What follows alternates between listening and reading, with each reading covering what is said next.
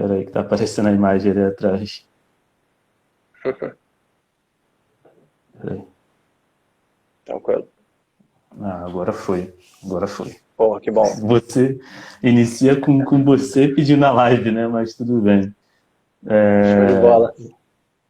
eu acho que também convida lá acaba convidando também no Instagram, né? Porque o Instagram do Ubuntu Lab, no caso. Então Uhum. já vamos iniciar mesmo aqui do jeito comum Perfeito. mesmo, né? Eu vou Show de só bola. avisar aqui o pessoal.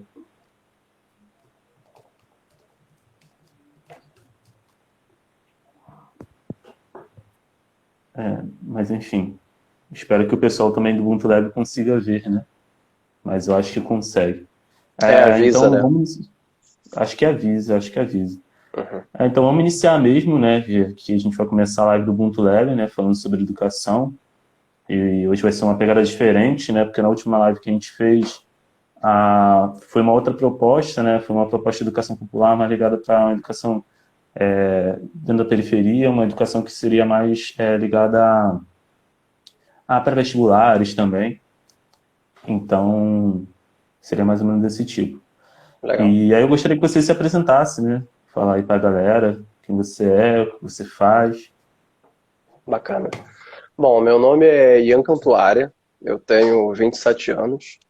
Acho que contando bem rapidinho ali um pouco de trajetória. Enfim, nasci na Zona Sul ali do Rio de Janeiro, em Botafogo. Morei até o início da infância ali. Enfim, meus pais trabalhavam pra caramba, acabei nesse início de criação ficando muito com o meu avô. Meu avô era porteiro ali de um prédio em Botafogo. E eu acho que isso faz parte da minha história, porque é uma pessoa que eu gosto muito na minha trajetória. Tive a oportunidade, muito por conta de correria dos meus pais, principalmente a minha mãe, de estudar em educação privada. Eu estudei praticamente não, eu estudei minha vida inteira na educação básica, na educação privada. E quando Uhum. chegou no vestibular, eu passei para uma instituição privada de ensino com 100% de bolsa. Então eu consegui fazer uma trajetória no privado muito por conta de bolsa, mas assim, meu irmão estudou em escola pública, boa parte da minha família estudou em escola pública. Eu tenho uma questão com a educação pública muito forte. E aí, voltando a nível profissional, o meu primeiro estágio foi numa startup de educação.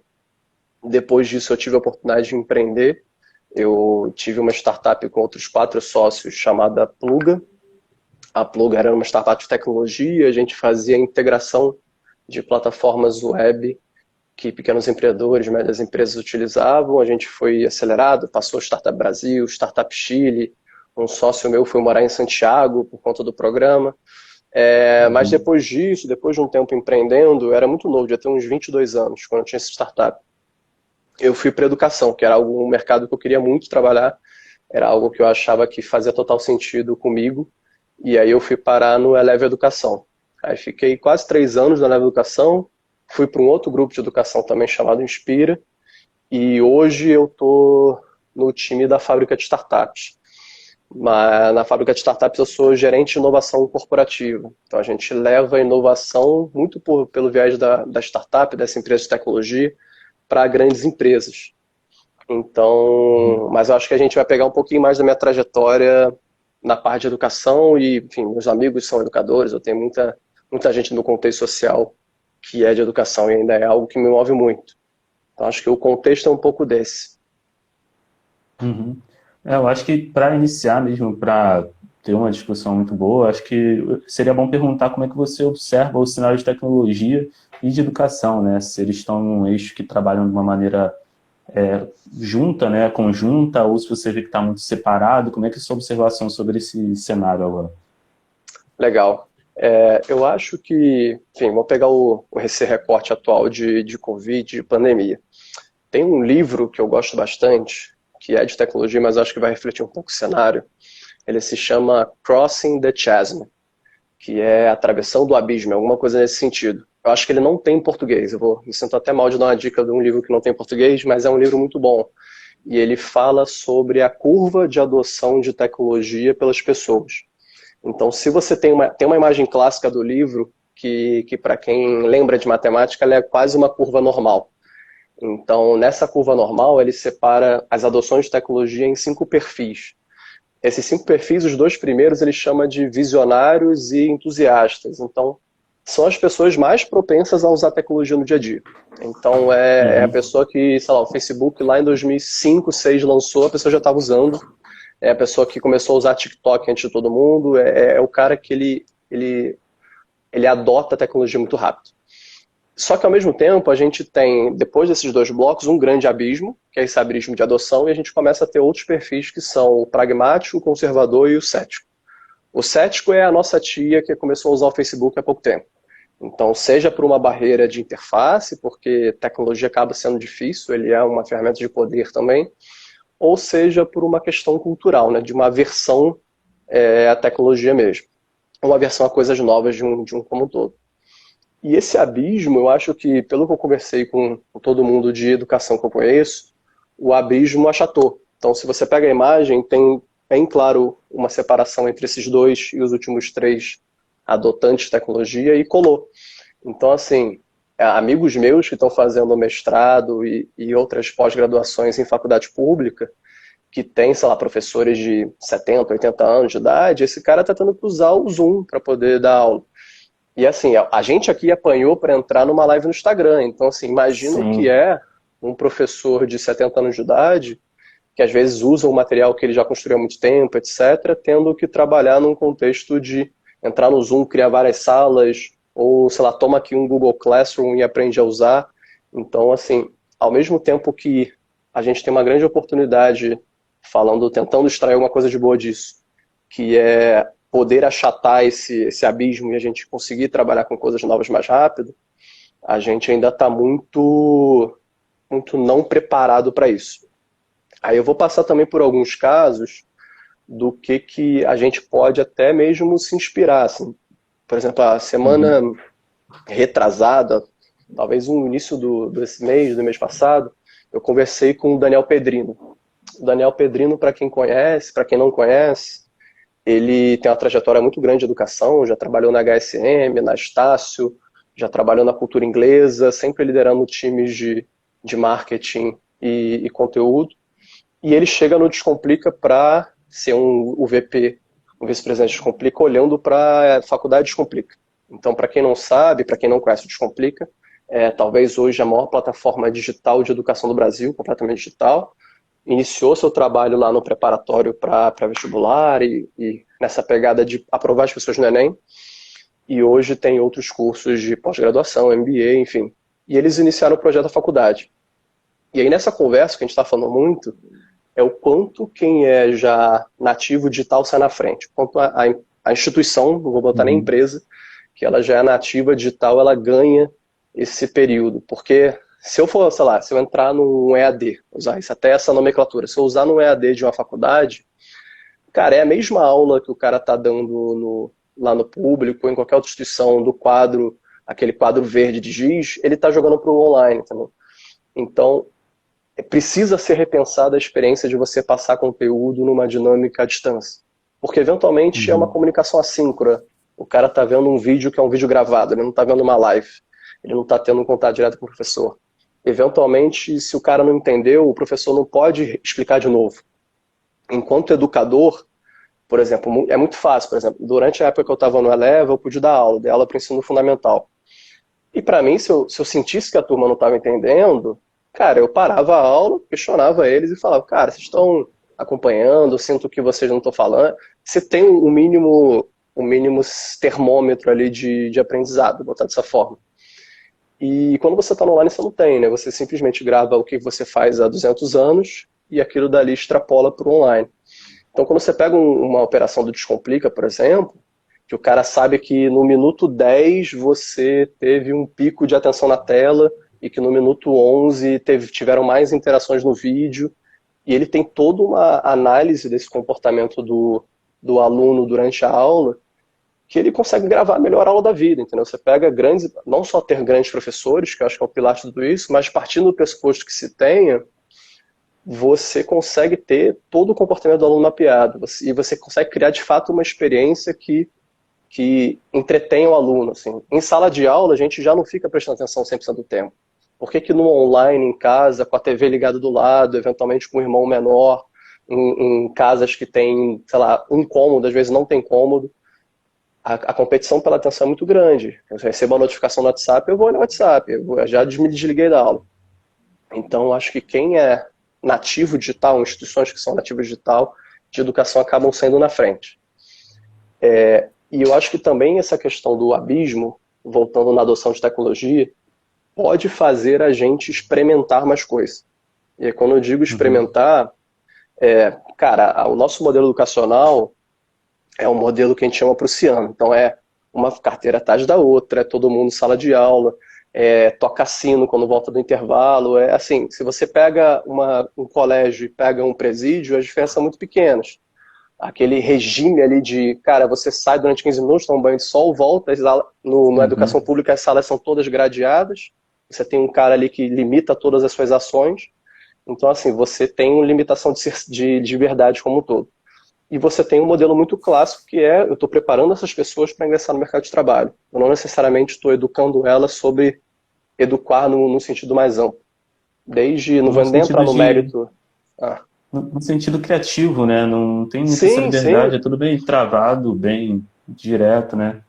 Eu, por exemplo, pude felizmente estudar no colégio que ele tinha uma educação mais construtivista. A gente tinha aula de artes, a gente tinha aula de música, a gente tinha educação física muito forte. E tem vários amigos meus que são músicos, tem amigos meus que foram estudar música fora do Brasil, tem amigos meus que foram jogar futebol fora do Brasil. E assim, parece Mas tem muita, bobo. Pode falar, mas não, pode falar. nessa questão também de trazer esse tipo de educação agora, é uma coisa muito comum de você ver, um amigo meu mesmo que eu estava conversando hoje, ele estava falando que ele é professor, né, da educação pública daqui de Caxias, e ele estava falando sobre o problema que ele sofre, né, cara, porque muitas das vezes ele não tem como ter um controle de que o aluno dele está aprendendo realmente, de fato, apesar das coisas serem feitas por meio de uma live, tem muita Uhum, distração, não só sim, dentro da casa dele não tem como ele ficar exatamente focado o tempo todo ali, porque tem filho, tem esposa, entendeu? E aí, da parte do aluno também, ele lida com crianças, ele está lidando com crianças. Como é que essa criança vai entrar dentro dessa plataforma, vai manter o foco, muitas das vezes precisa manter exatamente. um horário, como é que vai ser essa questão de tirar dúvida. Então, eu vejo muito de agora que você está falando, que tem essa questão de que a gente pode estar começando a usar mais plataformas, né? De fato, estamos começando a usar mais plataformas, estamos nos aproximando da tecnologia, mas eu acho que é aquela aproximação que é muito no sentido obrigado, sendo obrigado, né? Sim. E não está sendo uma coisa que é um passo atrás do outro. Não está sendo uma Não está coisa que é sendo uma passo atrás do planejado. outro. Não é planejado. E esse é o grande problema, né? A gente precisa, sim, estar perto dessas plataformas. O EAD que a gente quer é esse tipo de EAD que seja uma aula realmente ao vivo, que tenha como tirar dúvidas. E a gente vê também que a maior parte da tecnologia hoje de educação não é desse tipo, né? E Sim. aí tem essa pulsação hoje em dia que não está sendo, na verdade, um aprendizado como um todo. Eu acho que, na verdade, esse lance todo que está acontecendo no coronavírus, todo esse embate tecnológico colocando junto com a educação, na verdade, vai criar, eu acho que, uma problemática. Eu vejo, às vezes, como que vai criar uma certa repulsa de algumas pessoas por uma tecnologia que Sim. seja uma educação que seja tecnológica, né, via computador. Isso é um Não, problema imenso, né, cara? com certeza não, a má implementação de uma tecnologia mata ela para sempre. Assim, se ela tem Mata, várias com tecnologias que certeza. a gente vê, eu estou usando tecnologia no sentido mais amplo, assim, tecnologia é óculos, não é só linha de código no computador.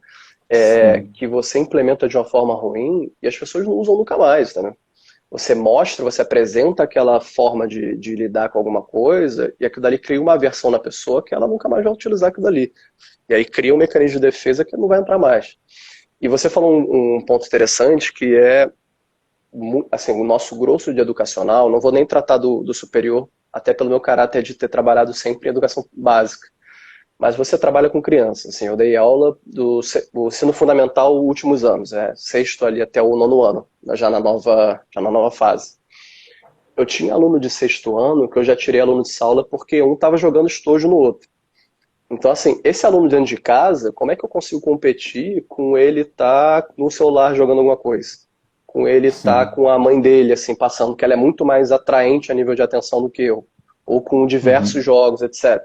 E até mesmo falando de pessoas em situação um pouco mais vulnerável, eu estou competindo com qualquer estímulo que seja mais agradável que o meu, se o meu for um estímulo ruim. E aí, fazendo um parêntese, uma coisa que a gente fala muito quando você está desenvolvendo um produto de tecnologia é que, cara, pensa onde é que esse cara está acostumado a navegar.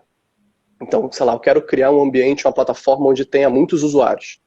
Então, poxa, a forma mais fácil de fazer isso é olhar quais plataformas têm muitos usuários. Então, eu vou construir um fluxo de interface, do front-end, né, toda essa sopinha de letrinhas, que é muito mais parecido com o que ele vê lá fora.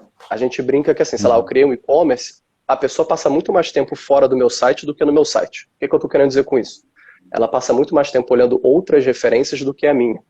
Então, por que não o ensino digital ele deveria se parecer muito mais com o Netflix? Ele não deveria se parecer muito mais com a sala de aula tradicional. Por quê? Porque a nível de exposição em casa, o aluno está muito mais exposto ao Netflix, Amazon Prime, até a TV mesmo aberta, do que uma videoaula online. Quantas videoaulas online uma criança de 8 anos de idade assiste? Uma criança de 15 anos de idade assiste? Ele não é o comportamento natural dele. O comportamento natural dele é ver um material completamente diferente, é o formato de um YouTube. Então, quando eu tento, por exemplo, fazendo um parênteses, uma vez eu estava conversando com um professor há pouco tempo, que ele falou, cara, por que a gente não poderia criar modelos de avaliação partindo do pressuposto que os nossos alunos já têm muito mais familiaridade digital e que a gente até brinca que hoje se você pergunta para os alunos, ou para a criança em geral, né, o que ela quer ser quando crescer, talvez uma criança suburbana quisesse ser, sei lá, jogador de futebol, ela quisesse ser, enfim, qualquer outra coisa. Hoje, se você perguntar para a maior parte das crianças, em diferentes classes sociais e até mesmo faixa de idade, ela pode querer ser um youtuber, ela pode querer trabalhar com produção de conteúdo, porque é algo que está muito exposto a ela. Por que eu não faço uma avaliação por vídeo nesse formato? Por que eu não consigo absorver isso e usar a meu favor? Dá mais trabalho, óbvio, mas assim, educar exige um investimento não só financeiro, mas tempo. Eu preciso, de fato, eu quero fazer o melhor ou eu quero fazer o mais fácil? Porque o mais fácil é o professor lá, senhorzinho, quadro preto ali no fundo, grava a aula, escreve, e aí fica aqueles vídeos de concurseiro do YouTube. Que a experiência não é boa. Né? Você não quer ver aquilo. Sem interação e muitas das experiências é você entrar em contato com o professor, que muitas vezes demora, e Sim. você tem que entrar num fórum para poder fazer esse tipo de perguntas. E às vezes trazendo já para uma outra problemática dentro disso, a gente pode pensar tipo a educação da população periférica, né, cara? A gente pensa já que a própria tecnologia já tem um certo distanciamento dentro dessas áreas. Vamos dizer assim, igual na live anterior que a gente fez. Teve vários problemas de conexão, né? Tanto do Ramires, que também é do Ubuntu Lab, que estava mediando, tanto do nosso convidado. Então, e os dois moram em comunidades. A gente tem esse problema de conectividade. Para além disso, tem um monte de coisas que podem estar perpassando por a gente. Por exemplo, se uma pessoa mora dentro de uma comunidade, às vezes o barulho pode atrapalhar, fazer certas coisas. Então, também pensar... É uma maneira de você pensar, que a gente tem que pensar, na verdade, né? Medidas de educação tecnológica, que eu até anotei aqui para a população periférica também, né? O que você falou, como é que a gente mantém a atenção dessas pessoas dentro desse âmbito tecnológico, que muitas das vezes é distante para a gente.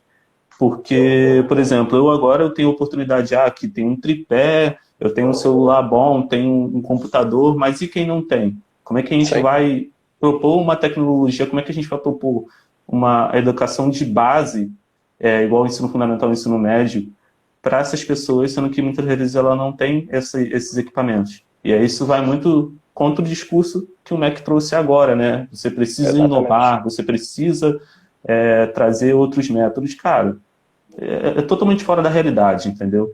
E a gente vê ali, até vi pessoas criticando, falando, esse tripé aqui é 1000 e pouco, celular aqui, pô, entendeu? Totalmente fora da realidade. Então, acho que também é questão até da gente também trazer essa questão para a questão de políticas públicas também, porque acho que cada vez mais o governo tem se distanciado dessas políticas de educação. Então, isso o MEC está demonstrando, e de diversas formas, né? Acho que a população está muito à mercê de uma educação que não é para todos, né? E aí também É. fica essa questão assim para poder conversar, né? Falar sobre essa questão periférica, como é que você vê esse tipo de educação. É mesmo assim, Não, perfeito. pergunta, a pergunta fica É, meio nesse pensamento. não, legal. Eu acho o seguinte, assim, eu vou falar sobre a perspectiva do privado e entro no público. Dentro do que eu... Por que que eu resolvi trabalhar com educação privada? Apesar de eu achar que, por exemplo, a educação direito fundamental deveria ser gratuita para todo mundo. Porque eu também tenho na cabeça um pouco o lado de tecnologia. Então, eu imagino que, sei lá, vou pegar dois exemplos aqui. A gente, na fábrica de startups, está fazendo um movimento de trazer para o Brasil uma escola de computação a nível mundial, chama 42. 42 ela nasce na França e ela hoje tem campos no Vale do Silício, tem campos na China, tem campos em vários países, são 22 campi no mundo. E toda conectada, enfim, para formar desenvolvedores de software de ponta. É uma escola super, super legal. E ela é completamente gratuita. Ela funciona como um instituto, como uma fundação. Então, empresas bancam essa operação porque elas acreditam que eu tenho uma demanda por esse profissional e eu vou ajudar esse profissional a ser formado. Ele não está sendo formado na velocidade que eu preciso. E só que além disso, além do caráter gratuito dela, ela é presencial, você precisa ir num lugar físico para poder estudar na 42. O modelo de aprovação dela, você faz basicamente um teste de lógica e um teste de memória, porque o que ela quer medir é a sua capacidade de aprendizado, é a sua capacidade quase cognitiva ali. Ela não está muito preocupada do CEP, onde você vem. E especialmente na 42 do Rio, a gente tem muita preocupação de como é que a gente cria, dentro da estrutura de financiamento da escola, bolsas para que alunos consigam vir à aula. Então, a gente, na fábrica de startups, trabalha na zona portuária do Rio de Janeiro. Então, a gente trabalha no prédio, é engraçado, a gente trabalha no prédio que foi eleito o prédio mais tecnológico em 2019 no Rio de Janeiro. E hoje, além das coisas que eu faço na fábrica, a gente olha muito para a equidade, que é, eu quero mais pessoas negras frequentando o meu espaço, eu quero mais pessoas periféricas frequentando o meu espaço, além de outras minorias. Só que as pessoas falam para mim, falam, Ian, eu chego e olho pro prédio de vocês, eu fico assustado, parece que o cara tá chegando em Nova York, assim. E o meu prédio é em Uhum. frente à cidade do samba. E a cidade do samba, para quem conhece no Rio de Janeiro, ela é colada a uma comunidade chamada Morro da Providência. Do ladinho ali tem o Morro do Pinto. Então, como é que eu quero fornecer educação gratuita se eu não crio uma estrutura para que o cara da Providência consiga chegar até mim, estando na minha frente, e eventualmente eu não tenho uma turma de pessoas que poderiam muito bem estar cursando engenharia de computação na PUC do Rio de Janeiro. Então, acho que o nosso pensamento tem que ser um pouco esse. Então, isso 42. Tem uma outra startup que eu gosto muito, até agora puxando um pouco mais para o nosso lado, que é a TOT. A TOT eu não sei quem conhece, mas eu, enfim, gosto muito do trabalho deles. Eles fazem ensino também de desenvolvimento, as pessoas aprendem a programar a partir deles, e o foco deles é todo em pessoas com situação de refúgio. Então, pessoas ou com refúgio humanitário ou refúgio político no Brasil. E, cara, quando você olha para o trabalho que eles desenvolvem, além da parte, claro, de você formar um profissional, eles pegaram um momento de educação que é a mesma coisa que aconteceu com o inglês, que hoje em dia eu não preciso mostrar uma certificação no cultura inglesa, no IB ou qualquer outro curso. Eu simplesmente me comunico em outro idioma. O mesmo aconteceu pela necessidade de mercado, enfim, o capitalismo cria isso para que você, sabendo programar, você apresente. A profissão ela não tem muitas Uhum. barreiras de entrada. Sim. Só que ao mesmo tempo, como é que eu crio um subterfúgio disso para falar? Poxa, tem pessoas que estão no meu país que às vezes ela não tem um CPF, porque ela é um estrangeiro, está aqui numa situação de refúgio, e ele não tem nem como exercer uma profissão que às vezes ele já tinha. Ele já, sei lá, formou no ensino superior, ele tem a mínima condição, ou às vezes ele tem um afazer manual e ele não consegue exercer. E essa pessoa ela pode, infelizmente, acabar com uma pessoa em situação de rua. E como é que eu pego esse cara e empodero ele de uma forma que ele consiga ser inserido, não só no mercado de trabalho, mas que a partir disso ele tenha condições de ter uma cidadania um pouco mais respeitada.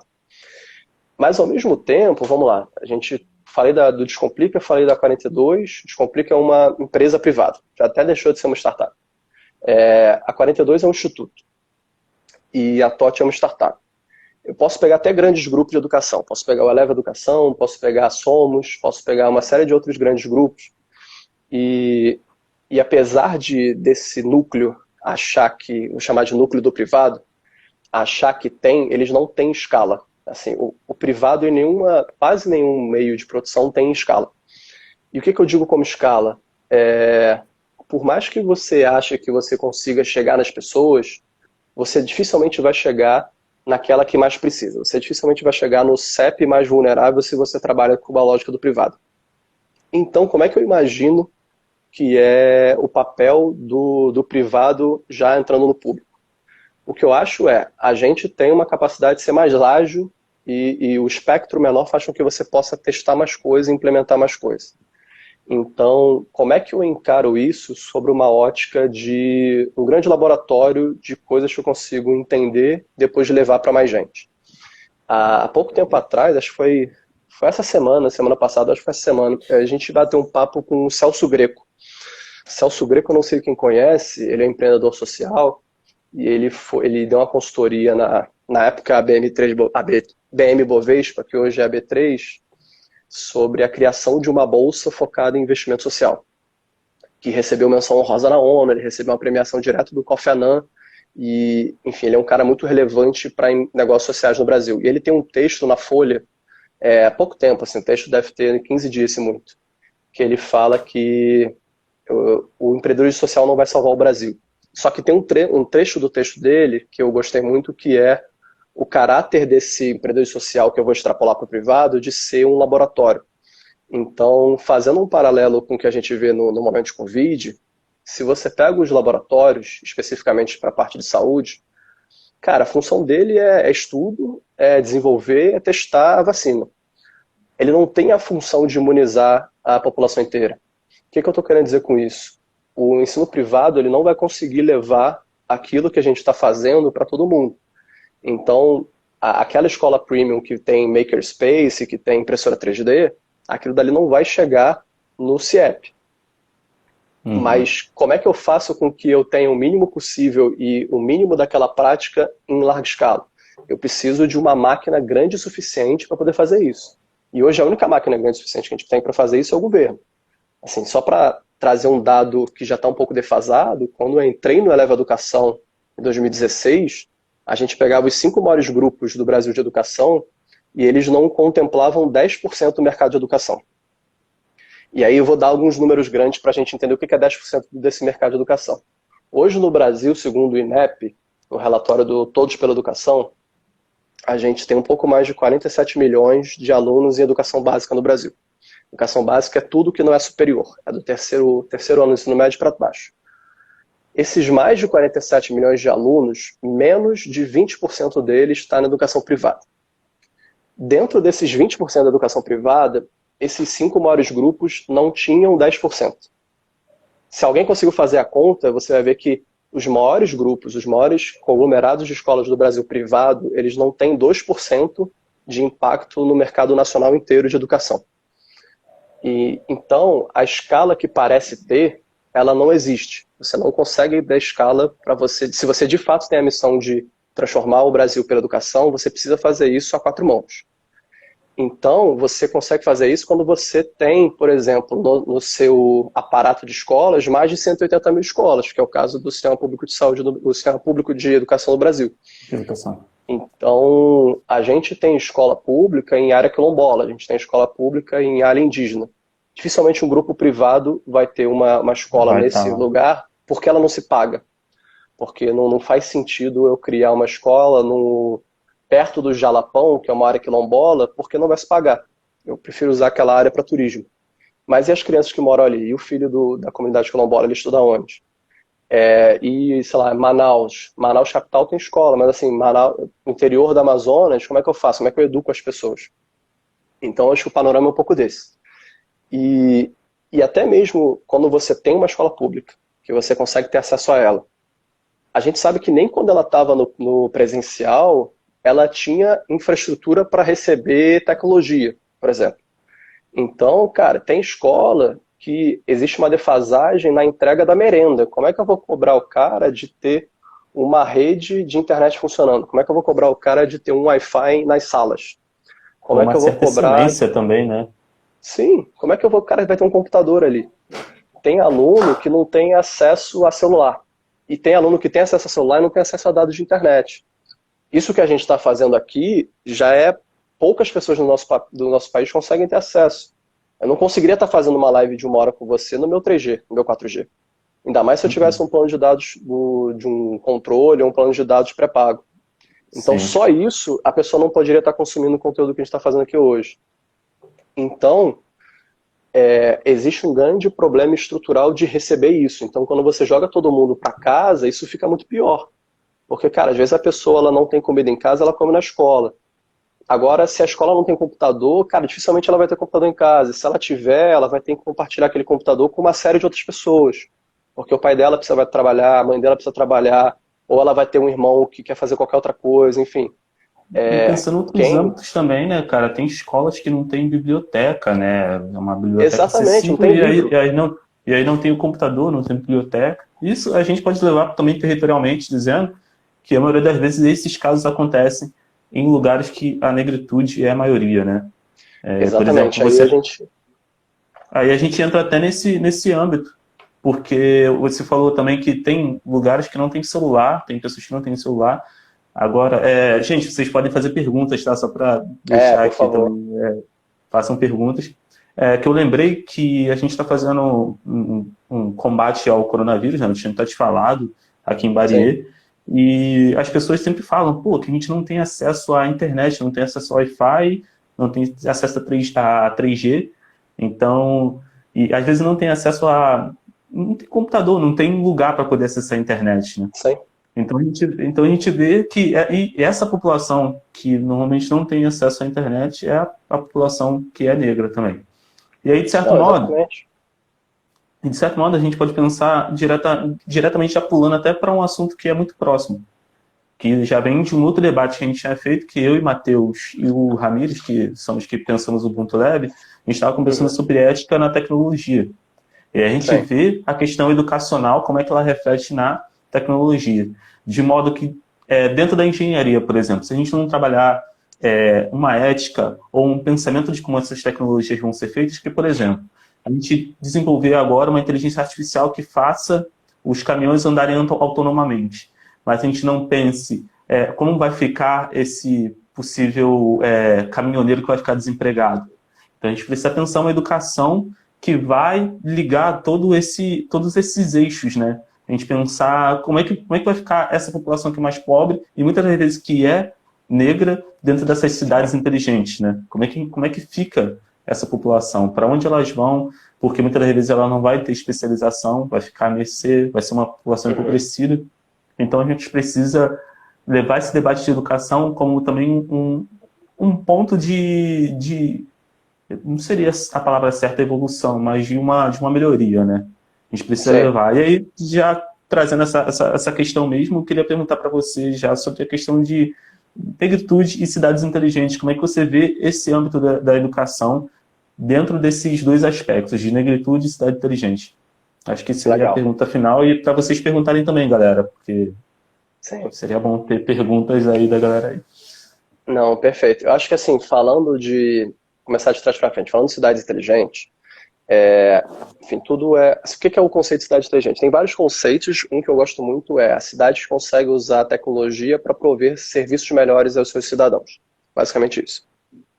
E uma cidade consegue usar tecnologia, claro, tem vários nomes bonitinhos, né? Tem inteligência artificial, blockchain, realidade aumentada, etc. Mas vamos pegar um exemplo muito prático que está acontecendo agora. Em 2012, eu conheci um cara chamado Marcelo Salles. Marcelo Salles, ele era o fundador de uma aceleradora no Rio de Janeiro, chamada 21212, e ele tinha fundado a Movile, que hoje é uma empresa gigante de software, inclusive é dona do iFood, Uhum. por exemplo.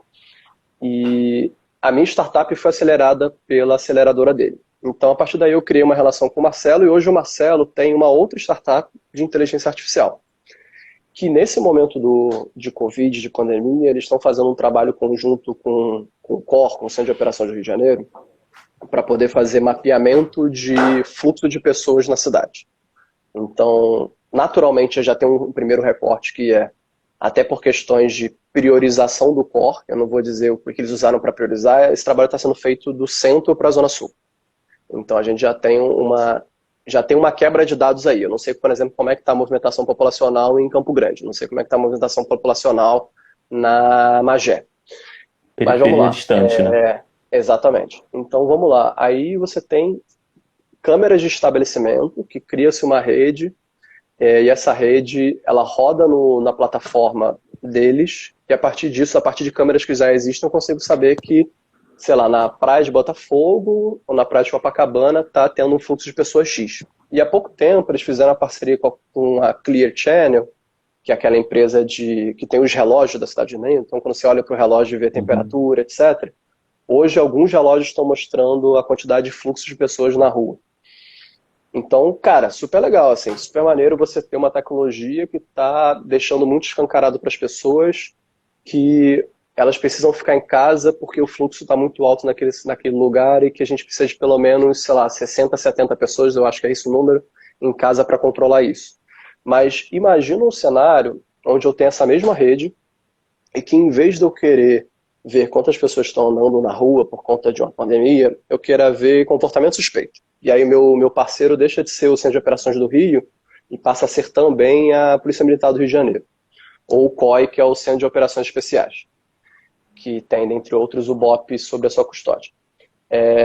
Será que esse algoritmo, que provavelmente está sendo desenvolvido por pessoas que têm acesso à alta educação, e que em sua maioria possuem uma cor mais clara que a nossa, será que essas pessoas pensaram que qual que é o dado que eu vou colocar ali para saber se aquele cara ele tem mais ou menos comportamento suspeito do que outra pessoa? Então, eu vou pegar Uhum. a população carcerária brasileira. Eu não tenho o número de cabeça, mas a maior parte dela é uma população negra. Então, se eu pego um dado histórico, eu posso inferir que negros cometem mais crimes que brancos? Ou o que eu vou tirar dessa informação? Então, será que se o meu software está olhando um homem andando atrás de outro homem em Copacabana, 1 hora da manhã, será que esse software ele vai dizer que o cara de trás ele é mais perigoso do que se esse cara fosse branco? Então, assim, eu acho que tem que ter uma preocupação na hora que a gente vai desenhar isso, na hora que a gente vai dar informação para essa plataforma, para esse código, para esse algoritmo, para que ele não repita uma deficiência histórica. Não vou dizer nenhum padrão, que ele não repita uma condição histórica pré-existente. Então é Uhum. muito, muito importante que as pessoas que estejam inseridas sejam pessoas que reflitam uma mínima diversidade naquele contexto. Então tem um cientista social que eu gosto muito, que é o Tarcísio Silva, que ele fala sobre isso, sobre códigos negros. Ele criou esse termo, não sei nem se ele criou, mas ele usa muito, que é a necessidade da gente trazer mais pessoas negras para esse debate, e, enfim, pessoas negras só porque o nosso papo é sobre isso, mas trazer minorias como um todo, porque senão não é que a pessoa branca ela vai fazer isso por mal, não é esse o ponto. É que não vai passar pela cabeça de um homem branco que dentre os negros existem diversos fenótipos, ou que ele deveria estar preocupado que se eu crio uma caixa preta, que é essa minha inteligência artificial, e eu alimento ela dizendo que, sei lá, 70% do meu sistema carcerário é negro, qual é o tipo de informação que eu estou dando para essa máquina, para ela calcular? Porque a máquina só calcula o parâmetro que eu dou, assim, ela não está pensando por si mesma, apesar da gente chamar de inteligência Uhum. artificial. Então tem que haver uma preocupação muito grande disso, porque senão a gente começa a criar coisas que não fazem sentido e que vão começar a ser danosas. E aí você começa a ver bizarrices, como você tem uma inteligência artificial da Google, que é uma das maiores empresas do mundo de tecnologia, que estava identificando pessoas negras com um determinado fenótipo dentro do negro como um símio, como um macaco. E aí por que isso é feito? É porque ninguém nunca se deu o trabalho de pegar vários rostos negros e ensinar a inteligência artificial de que aquilo dali não é um símio, que aquilo dali é um ser humano. Por quê? Porque provavelmente, não digo nem que foi feito por mal, não é esse o ponto, é que não foi pensado nisso. Então, é pior do que ser uma agressão direta, é você ser invisível, é você E não aí é fazer necessário, parte daquele contexto. e aí é necessário as pessoas pretas estarem inseridas nesses espaços tecnológicos, né? E a gente Exatamente. precisa pensar a educação, e pensar numa educação que seja eficiente, que as pessoas negras estejam dentro desse âmbito tecnológico, até para ele poder mudar até a própria educação, vamos dizer assim, né? Seria um ciclo que é contínuo, né? A gente precisa pensar essas maneiras, né? E inserir pessoas negras é trabalhar com educação pública. Assim, tem amigos meus que estão assistindo a live, e eu lembro que na época do colégio, sei lá, na minha turma devia ter 50 alunos e deviam ter 3, 4 pessoas negras. Então, assim, o privado ele não reflete a nossa composição de país, né? Obviamente. E eu já estou numa cidade mais privilegiada, moro no Rio de Janeiro, mas assim, quem mora em, sei lá, no sertão do Ceará, quem mora em Petrolina, como é que faz? Será que o ensino privado lá já é mais inclusivo, já é menos inclusivo do que no Rio de Janeiro e São Paulo? E não estou falando nem de comunidade quilombola e indígena, igual a gente citou antes, eu estou falando de, sei lá, Duque de Caxias, estou falando de Nova Iguaçu, eu estou falando dos colégios que estão lá privados não refletem isso. Então a gente precisa que a educação básica seja incluída, básica pública seja incluída, porque a partir disso eu consigo incluir pessoas negras. Se você entra numa sala de aula de qualquer CIEP, provavelmente a maior parte dos alunos vão ser alunos negros. E se não são alunos negros, são em situação vulnerável e que bom que eu posso estar ajudando eles com aquela educação. Então acho que o que a gente tem que aproveitar desse momento é a colaboração entre os atores que estão no privado com os atores do público. Muito mais partindo do privado. Assim, eu acho que o público ele tem uma série de questões que a gente, enfim, não quero nem entrar no mérito da discussão sobre uma vigência política ou não, mas ele tem uma série de problemas de que dificilmente essa pauta vai partir dele. Então acho que o privado ele tem uma condição de criar coisas que a gente consiga escoar para o público. Então acho que a grande palavra talvez seja colaboração. Apesar de colaboração parecer muito difícil, acho que colaboração acaba sendo a principal forma da gente vencer isso. Porque, cara, assim, sendo bem direto, acho que o que a gente está vivendo hoje, você só consegue comparar isso com uma guerra. Assim. Eu acho que quando tem muita gente comparando o Covid, a pandemia, com, por exemplo, a crise de 29, que a gente teve, uma grande depressão econômica.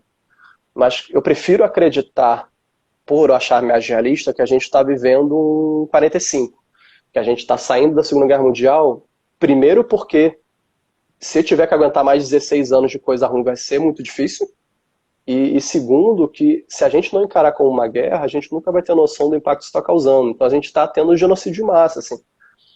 Sei lá, eu tenho hoje mais de 10 mil pessoas, 12, 13 mil pessoas morrendo no Brasil de uma única causa, numa janela de 2, 3 meses, isso é um genocídio. Assim, da forma que você quiser pensar, mas é um impacto muito grande que a gente está tendo. E a gente precisa entender como é que essas mudanças estruturais possibilitam a gente usar isso para criar novas estruturas. Então, como é que a ruptura com uma série de coisas faz com que eu crie coisas novas melhores. Então, se eu for dar um exemplo, até mesmo no pós-Segunda Guerra, eu pego lá 1950 por aí, eu tenho a Coreia do Sul. A Coreia do Sul foi um país que foi intensamente devastado pela Segunda Guerra Mundial.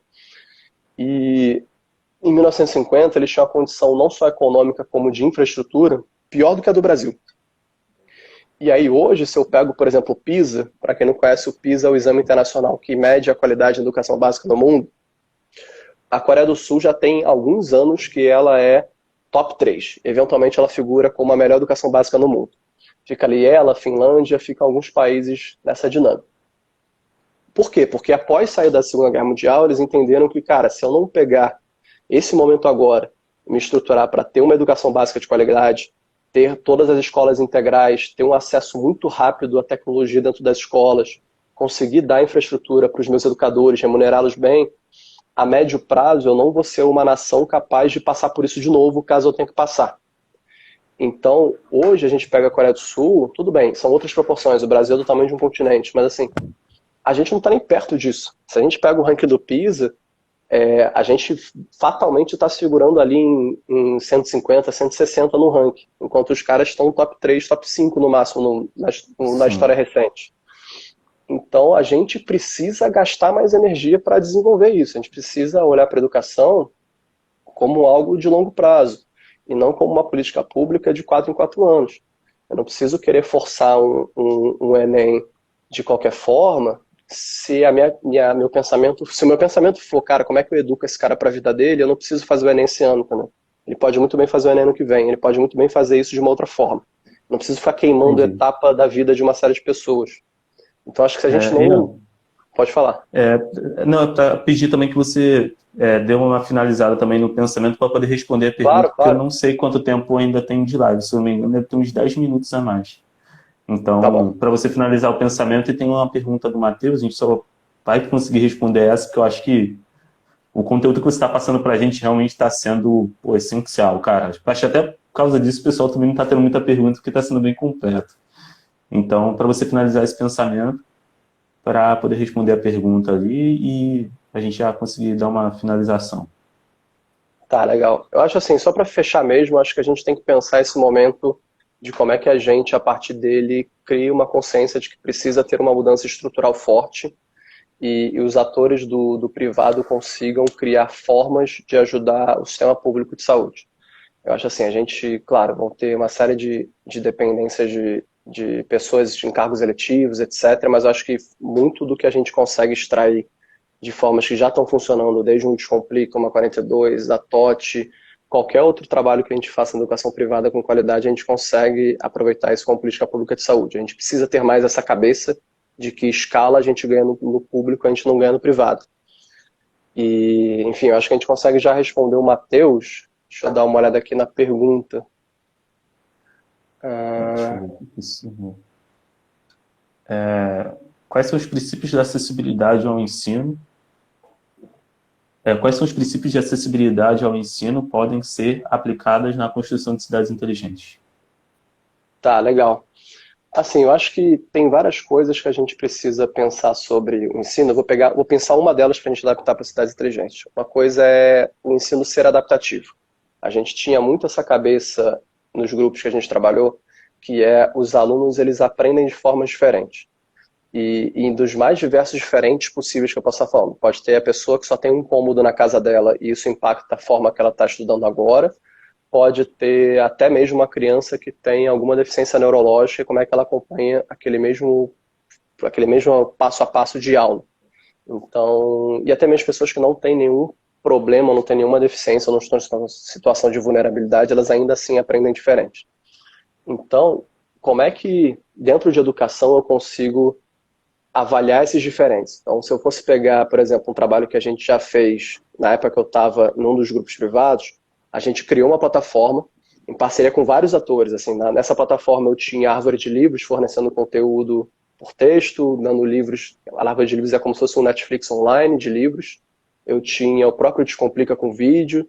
Eu tinha uma outra plataforma chamada Educo, dos meninos que estavam no ITA, estão desenvolvendo a EdTech, super bacana na parte de exercício. E a gente criou um hub, onde a ideia desse hub de várias soluções pedagógicas era que o aluno pudesse estudar no tempo dele. Então, dando um exemplo, se eu faço um exercício de matemática, eu estou resolvendo uma equação de segundo grau.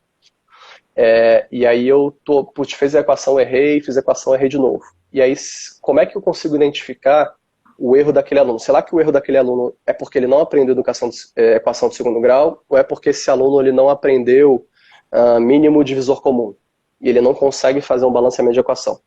Então, se eu não consigo mapear certinho onde é que estão os erros, onde é que estão os acúmulos de erros e de defasagem de aprendizado, eu não consigo fazer com que eles andem juntos. Porque a função do professor, mais do que educar na forma que a gente tem educação hoje, é um gestor de sala de aula. Ele precisa passar conteúdo, ele precisa que no final do ano o conteúdo dele esteja entregue.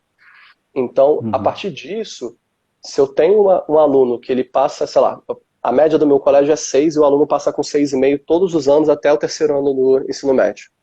Cara, tem vários 3,5 ali que ele deixou de aprender, que em algum momento ele vai tentar fazer uma equação de segundo grau, ele não vai lembrar como é que ele faz uma fração. Ele não vai lembrar como é que ele faz um MMC e um MDC. E eu preciso olhar isso. E o professor não tem capacidade de olhar isso de forma individual, porque falta braço, assim.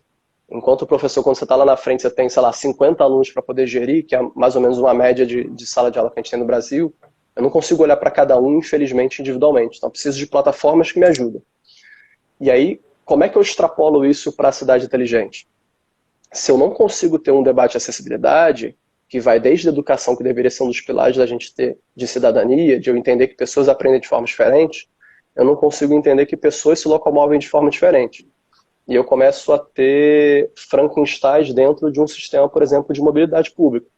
E até fazendo um parênteses, tem um sistema de mobilidade pública que deveria ser maravilhoso no centro do Rio de Janeiro, chamado VLT.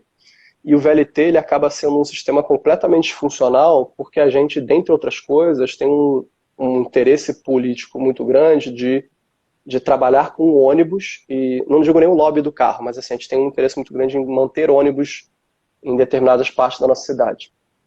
Enquanto o ônibus ele não é um transporte de massa. O transporte de massa é um transporte sobre trilhos. Deveria ser o metrô, deveria ser o trem, deveria ser o VLT. E eu começo a ter um VLT na Rio Branco, por exemplo, para quem mora no Rio de Janeiro, que ele para em todos os sinais.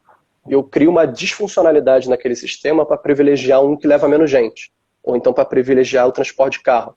Ou seja, num veículo que deveria transportar 100 pessoas, ele está sendo prejudicado porque eu prefiro que tenham carros que transportam no máximo 5 pessoas e que na prática muitas vezes está com uma pessoa dentro, ou duas se for um Uber ou um outro aplicativo, em detrimento de um acesso de massa.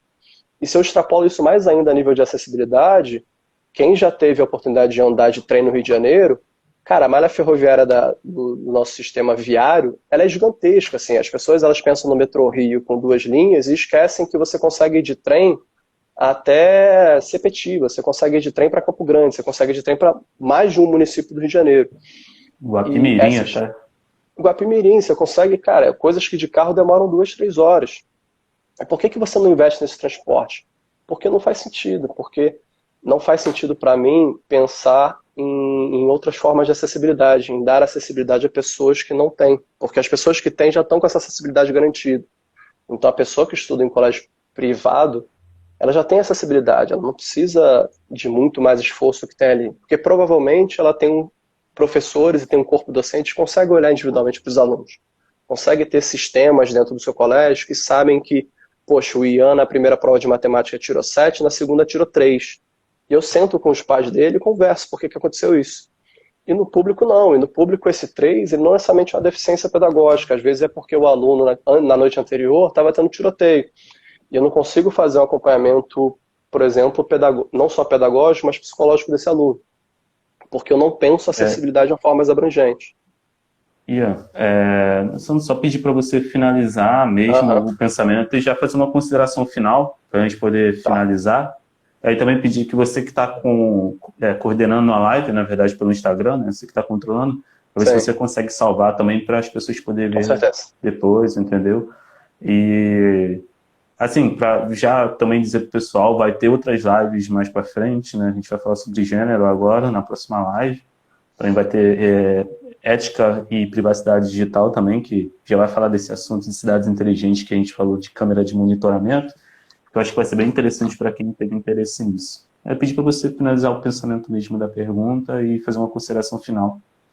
Perfeito. Então, eu acho que é isso. Acho que se eu pudesse pensar um paralelo de acessibilidade e educação para cidades inteligentes, primeiro é pensar que pessoas são diferentes e que elas têm demandas diferentes, e isso a ótica da tecnologia traz muito, e como é que eu trago essas pessoas diferentes para os espaços de poder onde elas possam decidir se o modal de transporte vai ser um modal ferroviário ou se vai ser um modal sobre 2 rodas.